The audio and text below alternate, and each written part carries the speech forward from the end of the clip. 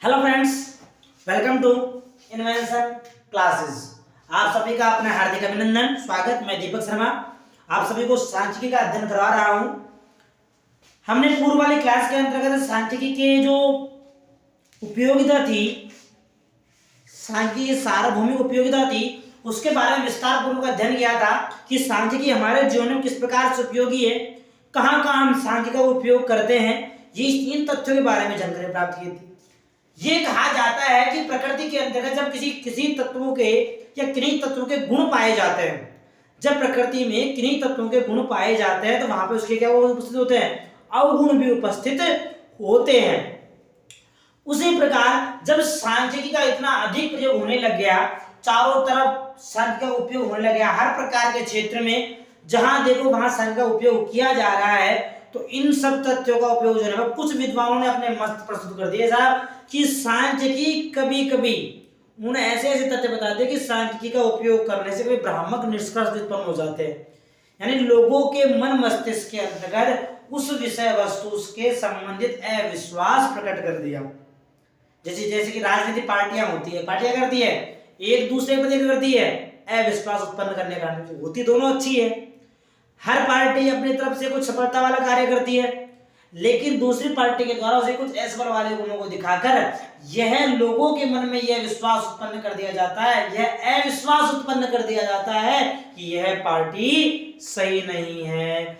उसी प्रकार सांख्यिकी का इतना अच्छा, इतने अधिक क्षेत्रों में उपयोग हो जाने के बाद कुछ विद्वानों ने, कुछ लोगों ने सांख्यिकी में अविश्वास प्रकट करने के कुछ कारण बता दिए। तो आज का जो हमारा टॉपिक रहेगा, जो आज का बिंदु रहेगा, वह हमारा क्या रहेगा कि सांख्यिकी के प्रति अविश्वास।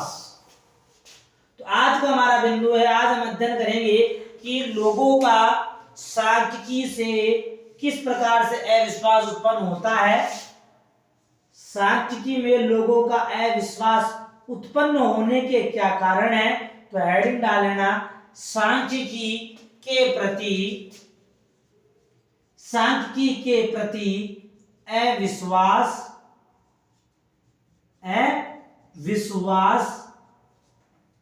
एवं उसके कारण।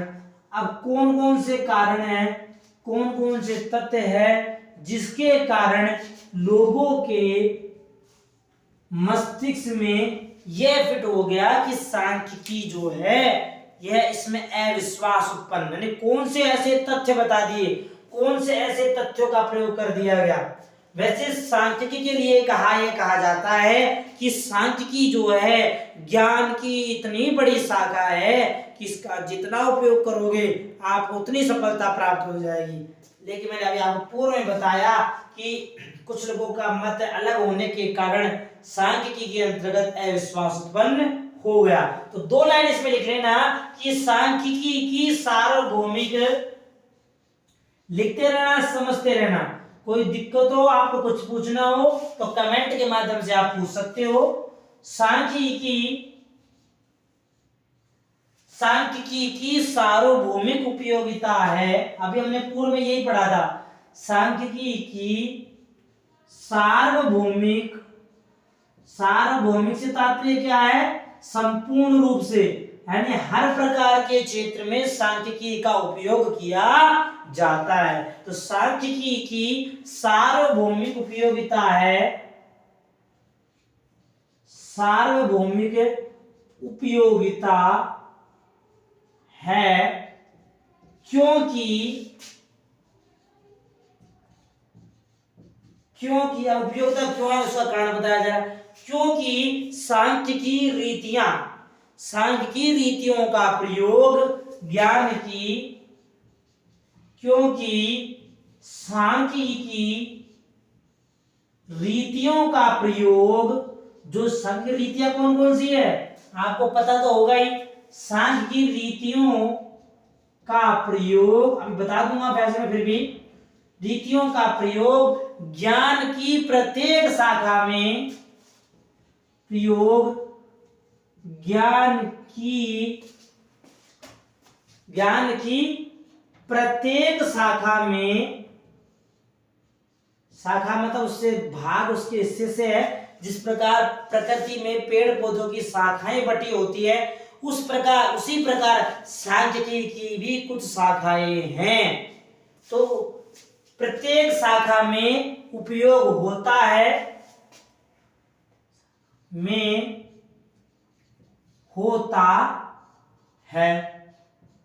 यानी सांख्यिकी की जो रीतियां हैं, इन रीतियों का प्रयोग ज्ञान की प्रत्येक शाखा में होता है। तो रीतियां कौन कौन सी है, ये पुनः जान लेते हैं हम लोग।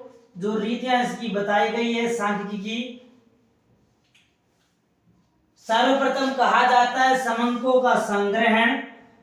समझ लेना, आपका दोहरान भी हो जाएगा, याद भी हो जाएगा आपको। समंकों का संग्रहण करना, विश्लेषण करना, प्रमुख नाम बता रहा हूं, ठीक है। उनका प्रतिचयन करना, निर्वचन करना, प्रस्तुतिकरण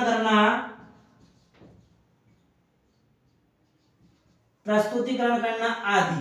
ये सब क्या है? ये सभी सांख्यिकी की रीतियां हैं। कौन कौन सी रीतियां हैं? समंकों का संग्रहण करना, समंकों का विश्लेषण करना, समंकों का प्रतिचयन करना, समंकों का निर्वचन करना, समंकों का प्रस्तुतिकरण करना आदि सांख्यिकी रीतियां हैं। तो इन रीतियों के अंतर्गत किसका उपयोग किया जाता है? सांख्यिकी का उपयोग किया जाता है। यानी सांख्यिकी पर विश्वास को प्रकट करने के लिए, अपना मत प्रस्तुत करने के लिए सांख्यिकी में उदाहरण देखने को मिल सकते हैं कि इन तथ्यों के अंतर्गत सांख्यिकी का उपयोग किया जाता है। इसलिए सांख्यिकी क्या है? सार्वभौमिक उपयोगिता है।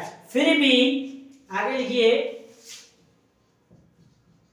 फिर भी जो लोगों में क्या होता है? अविश्वास उत्पन्न हो जाता है। तो फिर भी कुछ लोग अविश्वास प्रकट करते हैं। फिर भी कुछ लोग, यहां से लिखना भैया जाना, कुछ लोग अविश्वास, क्या बच्चों? अविश्वास। फिर भी कुछ लोग अविश्वास प्रकट करते हैं। प्रकट करने से तात्पर्य क्या हो गया?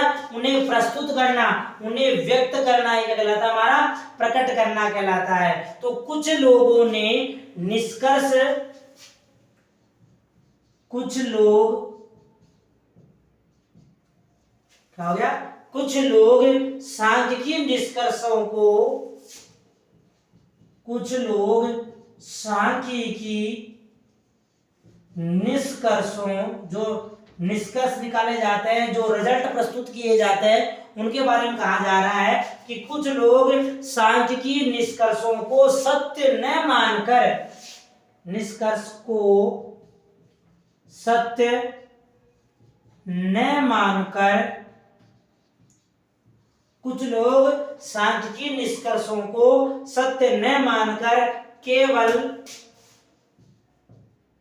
क्या मानते हैं? उनको केवल अनुमान मानते हैं। केवल अनुमान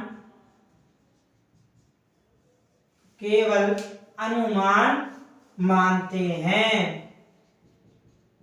अनुमान मानते हैं। अब ये अनुमान क्यों मानते हैं? कि सांख्यिकी में कभी कभी कुछ तथ्य ऐसे होते हैं जो अनुमान के आधार पर प्रदर्शित कर दिए जाते हैं। तो उन तथ्यों के कारण कुछ लोगों ने यह कह दिया कि जो सांख्यिकी जिन तथ्यों को प्रस्तुत करती है वे तथ्य झूठे होते हैं, भ्रामक होते हैं। इसलिए सांख्यिकी में कुछ लोगों के द्वारा ऐसे कहे जाने के कारण लोगों के मन में अविश्वास उत्पन्न हो गया।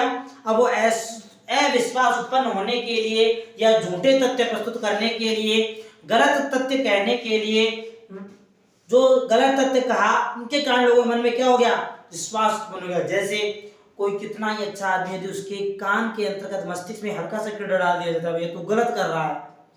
इतनी सी गलती न होने के बावजूद यदि ये कह दिया जाता है कि भैया आप गलत कर रहे हो, तो उस व्यक्ति के मस्तिष्क में एक बात तुरंत चली जाएगी, यार मैं कुछ न कुछ गलती अवश्य कर रहा हूं, जबकि वह कार्य सही कर रहा है। फिर भी उस तथ्य के कहने मात्र से, उसी प्रकार सांख्यिकी में कुछ लोगों के द्वारा कहने के मात्र से क्या मान लिया गया? इसमें विश्वास मान लिया गया, झूठे तथ्य मान लिए गए, इनको झूठा आधार कह दिया गया था इन तथ्यों को। अब आधार कहने के साथ में कुछ विद्वानों ने अपना अपना सहयोग प्रदान किया कि सांख्यिकी में झूठे तथ्य बता दिए गए तो उन झूठ को क्या कहा जाएगा। इंपोर्टेंट लाइन है, इंपोर्टेंट विद्वान है ऐसे कह सकते हैं हम। इस विद्वान की जो भी परिभाषा लिखने जा रहे हैं, यही एग्जाम में कई बार पूछ भी चुका है झूठ के बारे में तथ्यों को। तो उस विद्वान का नाम है डिजरायली के अनुसार। क्या है बच्चों, देखिए डिजरायली के अनुसार। डिजरायली ने क्या बात कही, कौन से तथ्य प्रस्तुत किए, लिखिए इसमें डिजरायली के अनुसार। डिजरायली प्रश्न आता है ऐसा कई बार कि डिजरायली ने क्या कहा था। डिजरायली के अनुसार जब सांख्यिकी में झूठे निष्कर्ष निकाल दिए गए, भ्रामक निष्कर्ष निकाल दिए गए, तो डिजरायली महोदय साहब ने अपने बारे में कुछ तथ्य बताए। उन्होंने कहा जो व्यक्ति झूठे तथ्य निकाले जा रहा है, लोगों में अविश्वास उत्पन्न हो रहा है, तो ये झूठ होता क्या है, उस झूठ के बारे में प्रस्तुति की। तो उन्होंने कहा कि जो झूठ होते हैं वे कितने प्रकार के होते हैं, 3 प्रकार के होते हैं। इन्होंने झूठ के 3 प्रकार बताए, 3 प्रकार बताए हैं। अब वो 3 प्रकार कौन कौन से हैं।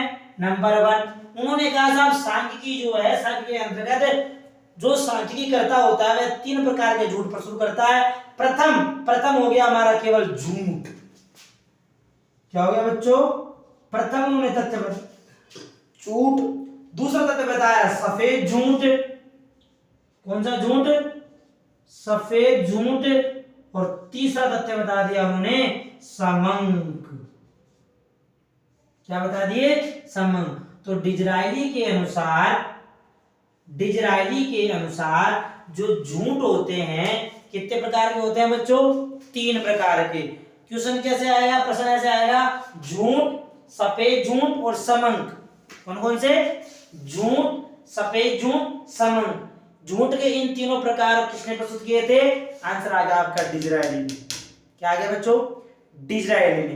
ये डिजरायली उन्होंने झूठ के 3 प्रकार बताए हैं, झूठ, सफेद झूठ और समंक। यानी इनके अनुसार समंक को जो झूठ होता है, विश्वास जो होते हैं, उनको 3 भागों में बांट दिया गया। प्रथम तो था हमारा झूठ, दूसरा हो गया हमारा सफेद झूठ और तीसरा हो गया हमारा समंक। किसने कहा था, ये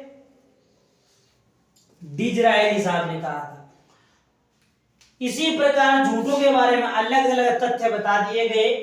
कहा इसमें कहा गया, इसी तरह यह भी कहा जाता है कि इसी तरह यह भी कहा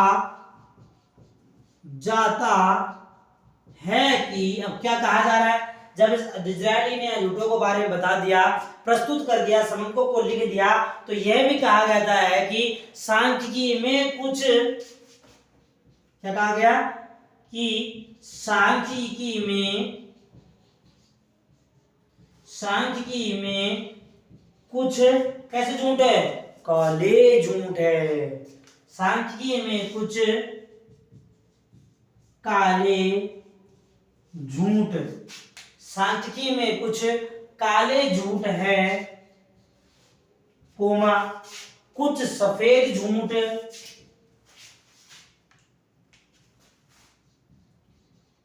कुछ सफेद झूठ। कौन से झूठ, कुछ सफेद झूठ तथा बहुरंगी झूठ होते हैं। तथा कौन से झूठ है, बहुरंगी, यानी अनेक प्रकार के कुछ बहुरंगी झूठ होते हैं, झूठ होते हैं। इसी पर जब डिजरायली साहब ने अपने तथ्य प्रस्तुत कर दिए, तो उनके इन तथ्यों के आधार पर कुछ बात बता दी गई, कुछ तथ्य प्रस्तुत कर दिए गए। तो उनके अनुसार सांख्यिकी में कुछ झूठ होते हैं। वास्तव में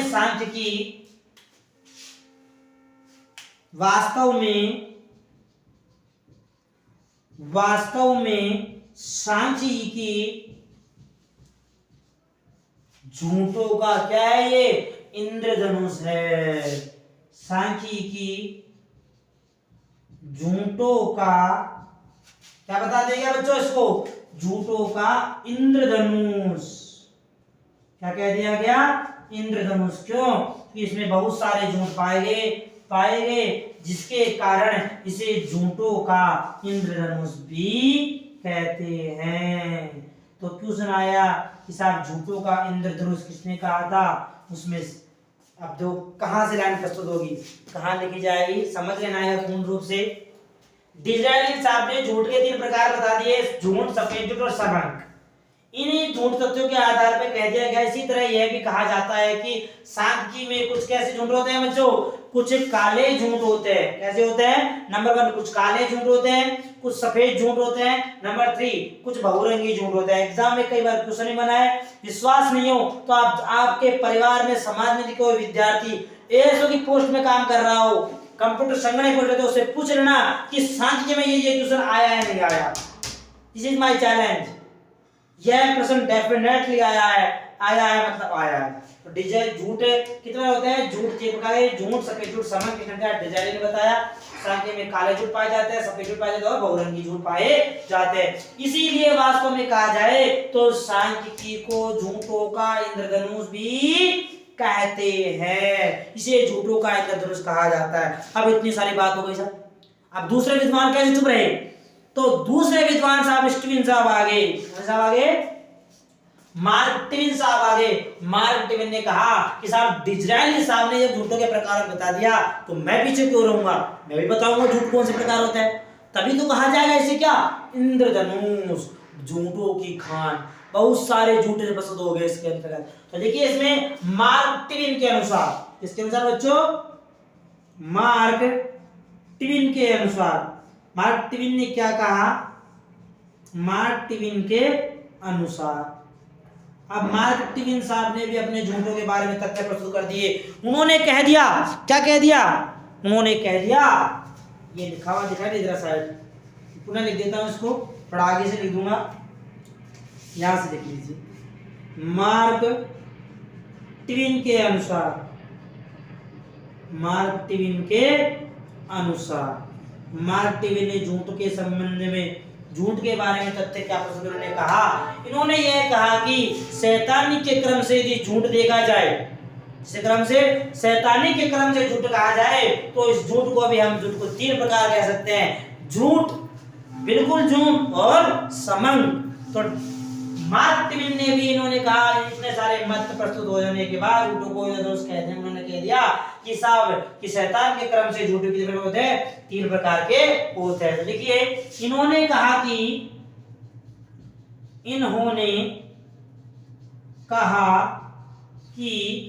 शैतानी के क्रम से, इसे क्रम से बच्चों, शैतानी के क्रम से जो शैतानियां होती है, उद्दंड होते हैं, वो दंड होते हैं, ऐसे कह सकते हैं हम, दंगे फसाद होते हैं, जो बच्चे शैतानियां करते हैं, तो शैतानी के क्रम से झूठ 3 प्रकार के होते हैं, झूठ 3 प्रकार के होते हैं। शैतानी का कर्म देखा जाए तो झूठों के 3 प्रकार बता देंगे, कौन कौन से, लिख लीजिए। नंबर 1 झूठ, नंबर 2 बिल्कुल झूठ, यानी उसमें किसी प्रकार के सत्यता के प्रमाण प्रस्तुत नहीं होते हैं, इसको बिल्कुल झूठ। और नंबर 3 बता दिया गया समंक, झूठ, बिल्कुल झूठ और समंक।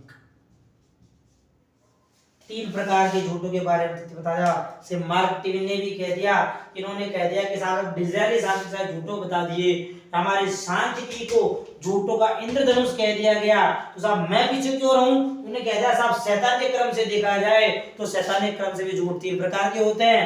कितने प्रकार के होते हैं बच्चों, शैतानी क्रम से भी झूठों को 3 प्रकार बता दिए गए। नंबर 1 झूठ, नंबर 2 बिल्कुल झूठ और नंबर 3 समंग।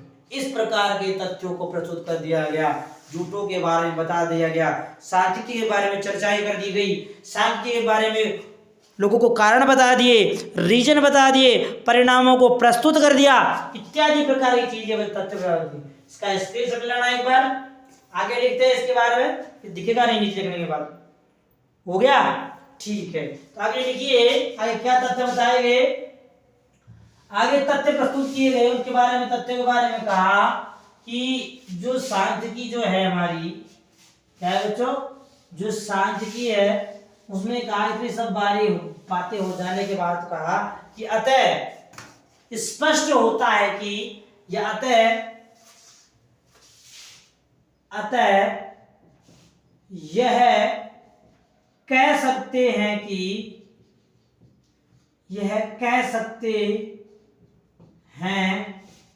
क्या कह सकते हैं, अतः कह सकते हैं कि, एक तो साफ कर देते, थोड़ा साफ दिख जाएगा। अतः कह सकते हैं कि विभिन्न संस्थाओं के द्वारा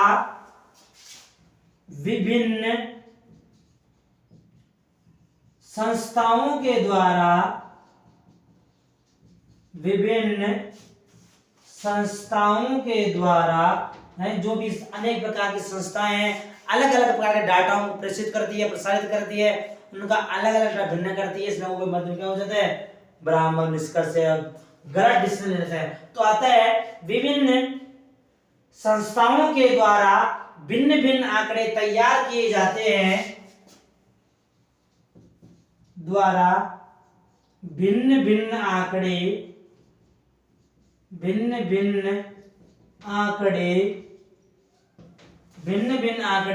तैयार किए जाते हैं,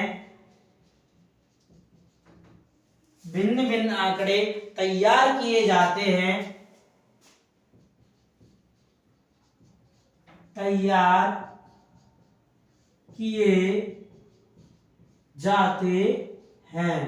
यानी भिन्न भिन्न आंकड़े तैयार किए जाएंगे।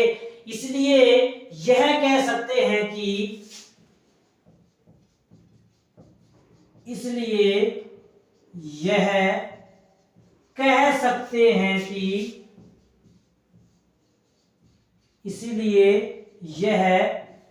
सकते हैं कि जो भी तथ्य आंकड़े आएंगे वो बात आएगी, तो आंकड़े किसी भी बात को स्पष्ट सिद्ध कर सकते हैं। इसलिए यह कह सकते हैं कि आंकड़े जो संबंध प्रस्तुत किए जाएंगे, आंकड़े किसी भी प्रकार का जो तथ्य होगा, कोई बात होगी, उसको आसानी से स्पष्ट कर सकते हैं। तो आंकड़े किसी भी बात को, बात से तात्पर्य यहाँ पे है तथ्य से है, किसी भी बात या तथ्य को स्पष्ट कर सकते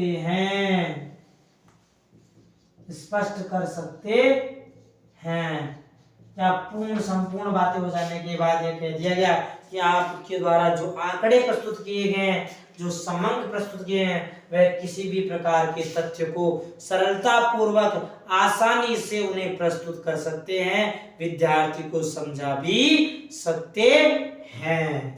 ये तथ्य बता देंगे झूठ के बारे में। अब साहब इतना डिजिटली साहब ने कहा दिया, मार्क टिविन ने बता दिया, कुछ लोगों ने अपने मत प्रस्तुत कर दिए गए कि झूठ लोगों के मन में अविश्वास उत्पन्न होने लग गया। अब ये अविश्वास उत्पन्न होने के कौन कौन से कारण हैं, उनके बारे में जानकारी ले लेते हैं। तो हेडिंग डाल लीजिए कि अविश्वास के कारण, सांख्यिकी में अविश्वास के कारण, हेडिंग डाल लेना बच्चों, सांख्यिकी में अविश्वास के कारण। सांख्यिकी के अंतर्गत अविश्वास होने के कौन कौन से कारण हैं? अविश्वास के कारण कौन कौन से तथ्य हैं जिसके कारण लोगों के मन मस्तिष्क के अंतर्गत सांख्यिकी के प्रति क्या उत्पन्न हो गया बच्चों? अविश्वास उत्पन्न हो गया, लोगों का विश्वास उठ गया। कुछ लोग भ्रम में उत्पन्न हो गए कि सांख्यिकी की रीतियों का उपयोग किया जाए या नहीं किया जाए, यदि किया जाए तो कहीं ऐसा नहीं हो जाए कि हमारे परिणाम झूठे आ जाए, निष्कर्ष झूठे निकल जाएं। तो वो अविश्वास के कौन कौन से कारण हैं जान लेते हैं एक बार। प्रमुख कारण 6-7 कारण बताए गए प्रमुख रूप से। वे कारण कौन कौन से हैं क्रमबद्ध उनका अध्ययन करते हैं। पहला जो अविश्वास होने का कारण है, पहला तथ्य है समंको को ऊपरी तौर पर समंकों को ऊपरी तौर पर देखना, यानी उनकी गहराई में नहीं जाना, उसके बारे में जानकारी प्राप्त नहीं करना, समंक सही रूप से नहीं प्राप्त करना। तो पहला विश्वास हटाना हो गया कि समंकों को ऊपरी तौर पर देखना। पहला कारण क्या हो गया बच्चों? पहला कारण है कि समंकों को ऊपरी तौर पर देखना। लिख लो फर्स्ट कारण, समंकों को ऊपरी तौर पर देखना। समंकों को ऊपरी तौर पर देखने के बारे में कह दिया गया। यदि समंकों को व्यक्ति के द्वारा, किसी भी व्यक्ति के द्वारा ऊपरी तौर पर मतलब हल्के में पूर्ण रूप से उन समंकों शब्दों की, समंकों की गहराई को नहीं समझना, हल्के रूप में, हल्के वे में उसको जानकर पढ़कर उसके बारे में अध्ययन करना या उनके समंक जुटाना, समंक एकत्र करना, तो वो समंक में अविश्वास उत्पन्न होने के कारण बता दिए गए। इसलिए प्रोफेसर किंग ने अपने तथ्य बताया, बात कह दी। तो लिखिए प्रोफेसर किंग के अनुसार, किंग मीन्स राजा, तो प्रोफेसर राजा के अनुसार ऐसे कह दे क्या? नहीं, जिस व्यक्ति का जिस विद्वान का जो नाम होगा उस व्यक्ति को उसी के नाम के द्वारा संबोधित किया जाएगा। तो प्रोफेसर किंग ने क्या कहा? तो इसमें लिख लीजिए कि समंकों की शुद्धता के अभाव में, समंकों की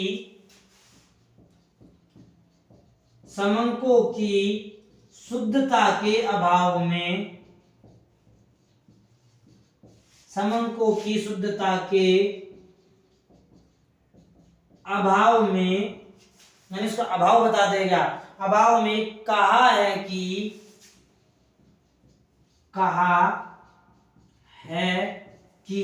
अब क्या कहा गया? देखिए कि समंकों की सबसे बड़ी कमी, कहा है कि समंकों की सबसे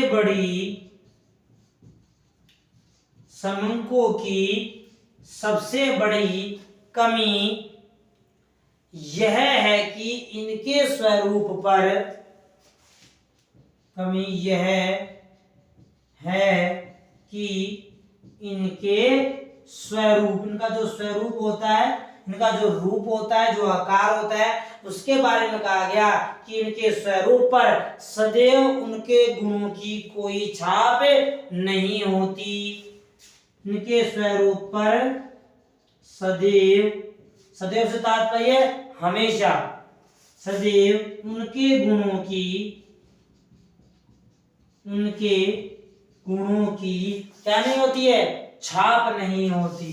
छाप का तात्पर्य मोहर नहीं लगी होती कि ऐसा समंक सही है या गलत, तो उनके गुणों की कोई छाप नहीं होती, कोई छाप नहीं होती। किसने कहा था?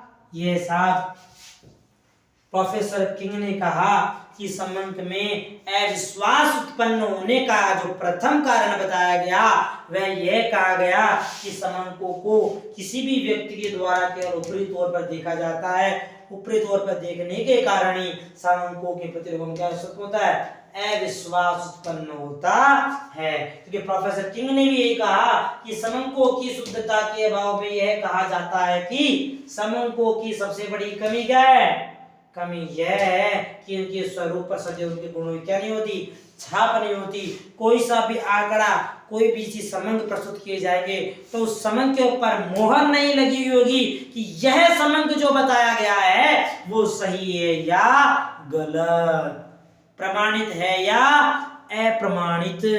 इस प्रकार के बारे में तथ्य प्रस्तुत नहीं किए जाते हैं, इसलिए लोगों को क्या उत्पन्न हो जाता है? अविश्वास उत्पन्न हो जाता है। तो कारण नंबर दूसरा लिखिए, परस्पर विरोधी समंक का उपलब्ध होना। दूसरा कारण क्या बताया गया? परस्पर विरोधी समंकों का, विरोधी समंकों का उपलब्ध होना। कहने का तात्पर्य हो गया कि जब आंकड़े एकत्र किए जा रहे हैं, जब आंकड़े एकत्र किए जा रहे हैं, सूचना एकत्र की जा रही है, तो कई बार उसके पड़ोस में, पड़ोस से तात्पर्य उस संख्या से, उस समंक से लिया गया है कि कभी कभी उस समंक से संबंधित तथ्य वहां पर उपलब्ध नहीं होते हैं। जैसे ऐसे कह सकते हैं हम,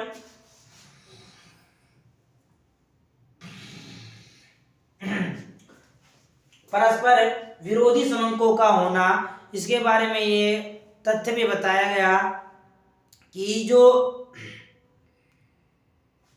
समंक होते हैं, हमारे समंक को उदाहरण दिया गया, जैसे हम ऐसे कह सकते हैं कोई विक्रेता है, कौन है बच्चों, कोई क्या है, विक्रेता। विक्रेता जानते हो, जो वस्तु का क्रय विक्रय करता है, लेन देन करता है, उसे विक्रेता कहा जाता है। तो कई बार ये होता है कि किसी विक्रेता के द्वारा वस्तु का जो मूल्य होता है, क्या होता है, वास्तविक जो मूल्य होता है, वास्तविक मूल्य होता है, मान लो 40 रुपए उसका वास्तविक मूल्य था, क्या हो गया, मान लो चीनी है 40 रुपए प्रति केजी, वस्तु का नाम है चीनी, चीनी का मूल्य है 40 रुपए प्रति केजी, लेकिन उसका जो थोक मूल्य है, ये तो वास्तविक मूल्य हो गया, थोक मूल्य उसका जो है मान लो 38 रुपए प्रति केजी है, क्या है बच्चों, 38 रुपए प्रति केजी है। तो कई बार दुकान पे जाते समय ये हो जाता है कि ये तो मोटी चीनी थी, यहाँ पर कौन सी चीनी थी, मोटी चीनी का भाव बताया गया है। जो बारीक चीनी होती है, कौन सी चीनी बच्चों, बारीक चीनी होती है, यदि इसका मूल्य मान लो 38 रुपए प्रति केजी, थोक भाव जो है, यह थोक भाव यदि मान लो 35 रुपए प्रति केजी है, तो ग्राहक को कई बार चीनी का यह मूल्य ज्ञात हो जाता है कि साहब चीनी की मूल्य कितना है, चीनी का वास्तविक मूल्य 35 रुपए 38 रुपए प्रति केजी, और चीनी का मूल्य क्या होता है, 40 रुपए प्रति केजी होता है। तो यहाँ पर उसका विरोधी समंक उत्पन्न होता है। जैसे चीनी की जगह गुड़ ले लो, बूरा ले लो, ये सब क्या है, विरोधी समंक उत्पन्न करते हैं। गन्ना ले लो, जैसे पंखा होता है, पंखा आ गया, उषा कंपनी का पंखा है 3000 का, और फिलिप्स कंपनी का या और किसी कंपनी का पंखा आ रहा है 2000 का। तो एक पंखा आ रहा है 3000 में, एक पंखा आ रहा है 2000 में, तो यहाँ क्या विरोधी समंक उत्पन्न होते हैं। यदि एवरेज निकाला जाए, समंक निकाला जाए, प्रस्तुत किए जाए, पंखे की वैल्यू कितनी है साहब, अब 3 और 2 5 का 2500 रुपए। अब यहाँ पर न 2500 रुपए का उषा वाला पंखा है, नहीं दूसरी कंपनी वाला पंखा है, तो ये विरोधी समंक उत्पन्न हो जाता है कि आंकड़ा कौन सा लिखा जाए। सब मैंने कह दिया कि 2000 का पंखा आता है, पंखा 3000 का आया, तो वहां पे लोगों क्या हो जाएगा, अविश्वास उत्पन्न हो जाएगा, रीजन बन जाएंगे, कारण बन जाएंगे। तो ये कारण बताएंगे। तीसरा कारण बताया गया, प्रत्यक्ष अनुभवों व समंकों में विरोधाभास होना। जो प्रत्यक्ष अनुभव होते हैं, समंकों में क्या होता है बच्चों, विरोधाभास। विरोधाभास और टकराव उत्पन्न हो जाता है उन समंकों के अंतर्गत। समंकों में लोगों के प्रति अविश्वास उत्पन्न हो जाता है। क्या हो जाता है, अविश्वास उत्पन्न हो जाता है। तीसरा कारण है प्रत्यक्ष अनुभवों व प्रत्यक्ष अनुभवों, एक्सपीरियंस, प्रत्यक्ष अनुभवों व समंकों में विरोधाभास, व समंकों में विरोधाभास होना। अब प्रत्येक समंकों के अंतर्गत जो विरोधाभास होगा वह किस प्रकार से उत्पन्न होगा, उसके कौन कौन से कारण होंगे, कौन कौन से तथ्य बताए गए हैं, उसके बारे में कहा गया है कि प्रत्यक्ष अनुभवों व समंकों में विरोधाभास होना। किस कारण से समंकों में विरोधाभास पाया गया। कई बार होता क्या है, सरकार के द्वारा या किसी व्यक्ति के द्वारा हम कहते हैं हमारी नजरों में साफ वस्तु का मूल्य बढ़ गया, लेकिन वास्तविक रूप से उस वस्तु का मूल्य में कोई वृद्धि नहीं होती है। सरकार के द्वारा आंकड़े प्रस्तुत किए जाएंगे, सरकार के द्वारा वस्तु का मूल्य का आकलन किया जाएगा, तो महंगाई बिल्कुल भी नहीं बढ़ी है। लेकिन एक आम जनता की दृष्टि से इसमें उसी वस्तु के मूल्य को देखा जाएगा तो आम जनता क्या कहेगी कि वस्तु के मूल्य में क्या हुई है, वृद्धि हुई है, जबकि सरकार के अनुसार उस मूल्य में वृद्धि नहीं होती है। इसलिए कहा जाता है कि प्रत्यक्ष अनुभव व समंकों में इसके कारण अविश्वास उत्पन्न हो जाता है। लिखना जैसे, उदाहरण के तौर पर लिखना, जैसे सामान्य जनता के लिए, सामान्य जनता के लिए, दिख रहा है कि लिखना एक बार, सामान्य जनता के लिए, सामान्य जनता के लिए वस्तु के मूल्य में, वस्तु के मूल्य में वृद्धि होना, जबकि सरकार के अनुमान के आधार पर, अनुमान या अनुभव के आधार पर, अनुमान या अनुभव के आधार पर वस्तु के मूल्य में वृद्धि न होना, वृद्धि कह दो या महंगाई न होना। यानी हम ऐसे कह सकते हैं कि जब वस्तु के मूल्य में वृद्धि हो जाती है, प्रत्येक जब सामान्य जनता के लिए वस्तु के मूल्यों में क्या हो जाती है, वृद्धि हो जाती है, जबकि सरकार के अनुमान अनुभव के आधार पर उस वस्तु के मूल्य में वृद्धि नहीं होती, महंगाई नहीं होती है, तो वहां पर भी सांख्यिकी के प्रति अविश्वास उत्पन्न हो जाता है। लोग कहते हैं साहब वो दिखाई नहीं दे रहा है क्या आपको कि साहब ये मार्कर पहले 30 रुपए का आता था, आज इसकी प्राइस 32 रुपए हो गई, तो हम क्या माने इसके मूल्य में क्या हो गई, 2 रुपए की बढ़ोतरी हो गई, तो हम तो क्या कहेंगे साहब महंगाई बढ़ गई। लेकिन सरकार के अनुसार इस वस्तु का निर्माण करने में, इस वस्तु का उत्पादन करने में आज 2 रुपए अधिक लग रहे हैं, तो सरकार के अनुसार तो इसके मूल्य में वृद्धि नहीं हुई, बट वाई परंतु आम जनता की नजरों में इस मार्कर के मूल्य में क्या हो गई, वृद्धि हो गई। तो यहाँ पे ये कहा गया है कि प्रत्यक्ष जो अनुभव होते हैं उन अनुभवों में और समंकों के जो अनुभव प्रस्तुत किए जाते हैं उनमें एक दूसरे के विरोधाभास पाया जाता है, जो भी सांख्यिकी में विरोधाभास के कारण बन जाता है। इसके जो लेना इसका आगे 3 कारण हो गए, 4 कारण और लिखते हैं, उनके बारे में अध्ययन करते हैं। हो गया, ठीक है। कुछ समझ में नहीं आ रहा हो, कुछ पूछ रहा हो तो कमेंट के माध्यम से पूछ लीजिए। सब्सक्राइब कीजिए चैनल को। वैसे आप पॉइंट नंबर 4 लिखिए, चौथा कारण क्या बताया गया। 3 कारण हो गए, चतुर्थ कारण लिखिए। चतुर्थ कारण क्या बताया गया, जिस कारण सांख्यिकी में लोगों के प्रति क्या विश्वास हो गया, अविश्वास उत्पन्न हो गया। तो चौथा कारण क्या बताया गया बच्चों, चौथा कारण बताया गया कि जो सांख्यिकी की जो सीमाएं होती है लोगों के द्वारा उन सीमाओं की उपेक्षा की जाती है। तो लिखिए सांख्यिकी की सीमाओं की उपेक्षा करना, सांख्यिकी की सीमाओं की उपेक्षा करना। जो सांख्यिकी सीमाएं होती है उन सीमाओं की उपेक्षा की जाती है। सीमाओं की उपेक्षा करने के कारण भी लोगों में अविश्वास उत्पन्न हो जाते हैं।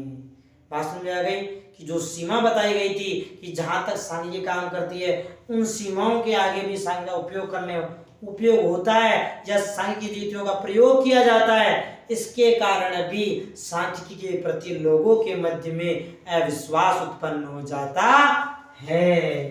4 कारण हो गए, कुछ लिखाना नहीं है, इंपॉर्टेंट इतना था नहीं, मैंने केवल नाम बता दिया। 5वां कारण लिखिए कि समंक शुद्धता की जांच नहीं करना। 5वां तथ्य बताया गया कि समंक शुद्धता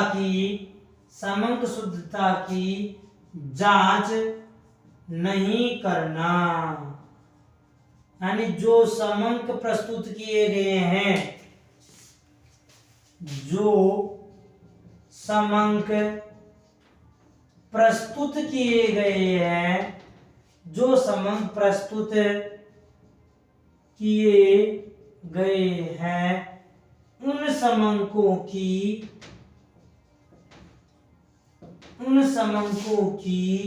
शुद्धता की जांच किए बिना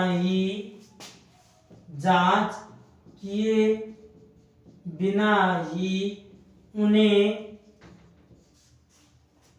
उन्हें सत्य मान लिया जाता है। सत्य मान लिया जाता है। जो भी किसका कारण है, यह भी सांख्यिकी में अविश्वास उत्पन्न करने का कारण हो गया कि जब संबंध प्रस्तुत तो कर दिए गए, लेकिन यह नहीं जांचा गया कि जो संबंध प्रस्तुत किए गए वह वास्तव में सच है या नहीं। जैसे कक्षा में किसी भी विद्यार्थी को या कभी भी जब किसी विद्यार्थी को कोई सूचना दी जाती है, कोई ज्ञान दिया जाता है, तो अध्यापक के द्वारा कही गई बात या किसी अन्य व्यक्ति के द्वारा कही गई बात को कई बार विद्यार्थी सच मान लेता है, लेकिन कई बार वह बात तथ्य जो होते हैं वह गलत हो जाते हैं। तो विद्यार्थी का यह दायित्व भी बनता है कि अध्यापक के द्वारा या अन्य किसी व्यक्ति के द्वारा बताए गए जो तथ्य हैं, प्रस्तुत किए गए जो तथ्य हैं, वह उन तथ्यों की एक बार जांच अवश्य कर लेवे।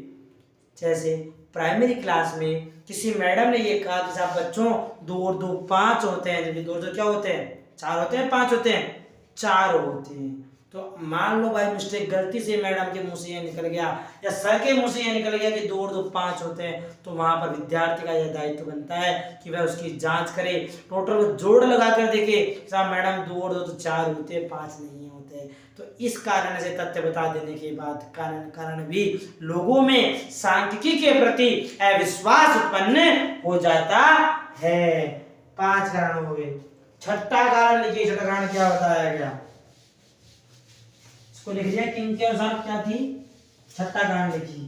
छठा कारण क्या बताया गया, छठा कारण बताया गया कि अज्ञानता व विशिष्ट ज्ञान का अभाव होना। लोगों में अज्ञानता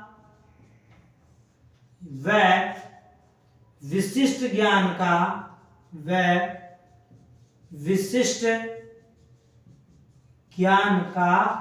अभाव होना। यानी सांख्यिकी के अंतर्गत विभिन्न प्रकार की रीतियों का प्रयोग किया जाता है। क्या किया जाता है, सांख्यिकी में लिख लेना, एक लाइन थोड़ी छोटी सी है। सांख्यिकी में विभिन्न रीतियों के द्वारा समंक प्रस्तुत किए जाते हैं। यदि सांख्यिक व्यक्ति को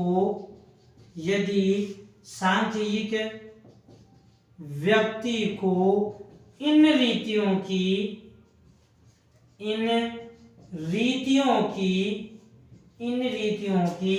संपूर्ण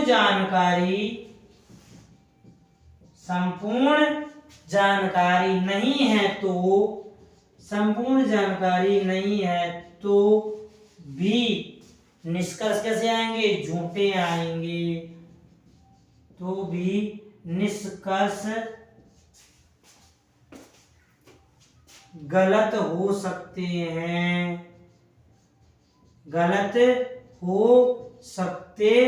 हैं, जो क्या है, जो कि अविश्वास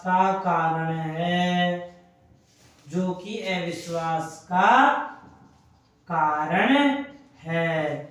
लोगों में अविश्वास प्रस्तुत हो जाएगा, अविश्वास बन जाएगा। इसलिए सांख्यिकी के अंतर्गत विश्वास नहीं होता है, क्योंकि ये कहा गया, रिपीट कर लेते हैं। लोगों में अज्ञानता है, विशिष्ट ज्ञान का अभाव होता है। अभाव विशिष्ट ज्ञान से क्यों कहा गया, क्योंकि सांख्यिकी में जो भी तथ्य प्रस्तुत किए जाते हैं वे संपूर्ण तथ्य या सभी तथ्य जो होते हैं वह रीतियों के द्वारा प्रस्तुत किए जाते हैं, विधियों के द्वारा प्रस्तुत किए जाते हैं। यदि किसी व्यक्ति को इन रीतियों या विधियों का ज्ञान नहीं है तो वह परिणाम सही व उचित नहीं निकाल सकता है। और अंतिम 7वां जो बताया गया, 7वां तथ्य यह कहा गया कि जो सांख्यिकी जो होती है इसमें अविश्वास उत्पन्न होने का अंतिम कारण क्या बताया गया कि कई बार व्यक्ति इतना स्वार्थी हो जाता है, कई बार व्यक्ति इतना स्वार्थी हो जाता है कि स्वार्थपन होने के कारण भी वह समंको में गलत सूचनाएं प्रेषित कर देता है, जिसके कारण भी लोगों में अविश्वास उत्पन्न हो जाता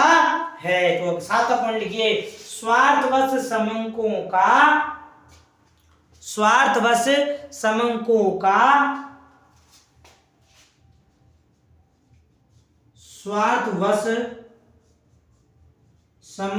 का उपयोग होना। कई बार कुछ लोग होते हैं अपने स्वार्थ के कारण तथ्यों को गलत प्रस्तुत कर देते हैं, लोगों को गलत सूचनाएं प्रेषित करते हैं। उन्हें गलत सूचनाएं मिलने के कारण भी लोगों में सांख्यिकी के प्रति विश्वास उत्पन्न हो जाता है। लालच कर लेते हैं साहब, मैंने जेल लो साहब, किसी नेता ने 100 रुपए किसी व्यक्ति को पकड़े मतदान कर्मचारी को, उसने संख्या आई 200 और बता देगा साहब 400 मत आए साहब इस मतदाता के, ये लो साहब 200 रुपए क्या कर लिया उसने, लाभ के कारण 200 रुपए प्रॉफिट कमाने के कारण उसने गलत डिसीजन, गलत आंकड़े प्रस्तुत कर दिए गए। जहां पर किसी व्यक्ति को 200 मत ही मिले होंगे, उसने कितने मत बता दिए, 400 मत बता दिए। इन 400 मत बता देने के कारण 200 का जो डिफरेंस आया है, 200 का जो अंतर आया है, वह भी एक गलत अंतर आया है। जब कभी लोगों को पता लगेगा कि आंकड़े इस प्रकार के प्रस्तुत हुए हैं, तो वहां पर सांख्यिकी की रीतियों से लोगों का क्या उठ जाएगा, विश्वास उठ जाएगा, लोग अविश्वास की ओर अग्रसर हो जाएंगे। तो स्वार्थवश समंकों का उपयोग होने के कारण भी लोगों में इस सांख्यिकी के प्रति, किसके प्रति बच्चों, सांख्यिकी के प्रति अविश्वास उत्पन्न हो जाता है। ये सब कारण बता दीजिए गए, पूरे 7 कारण कंप्लीट हो चुके हैं हमारे। 7 कारण बताए गए थे सांख्यिकी में अविश्वास उत्पन्न होने के कारण। डिज़रायली के अनुसार परिभाषा कह दी गई, मार्क ट्वेन के अनुसार कह दी गई, अन्य कुछ मतों के अनुसार संख्या बता दिए गए। तो सांख्यिकी के प्रमुख कारण थे। स्क्रीनशॉट लेना इसका एक बार, और कुछ मैं पुनः कह रहा हूं, एक बार कुछ पूछना हो तो कमेंट के माध्यम से अवश्य पूछना। ज्ञान एक ऐसी वस्तु है, ये ऐसी चीज है जिसको जितना ग्रहण करोगे, जितना सीखोगे, यह उतना ही बढ़ता चला जाएगा। आप जितना सीखोगे उतना उस तथ्य से संबंधित सीखने के व्यक्ति लिए ज्ञान, मतलब ये कभी छोटा नहीं पड़ेगा, ये हमेशा फैलेगा। तो ये कहा भी गया है कि सरस्वती का जो भंडार है ये बांटने से ही बढ़ता है। तो जहाँ पढ़ने का प्रयास कीजिए, जानकारी प्राप्त करने का कीजिए, समय को एकत्र करने का प्रयास कीजिए। योग्य हमारा विश्वास होने के कारण आपको चैनल अच्छा लगा हो, टॉपिक सही लगे हो, बिंदु अच्छे लगे हो, तो हमारे चैनल को लाइक कीजिए, सब्सक्राइब कीजिए, घंटी का बटन दबाइए। और कुछ पूछना हो, कुछ समय जानकारी प्राप्त करनी हो तो कमेंट के माध्यम से अवश्य पूछिए। ठीक है, ये हो गया हमारे संज्ञा प्रति विश्वास और अविश्वास होने के कारण। अगला नेक्स्ट क्लास पढ़ेंगे आगे। ठीक है।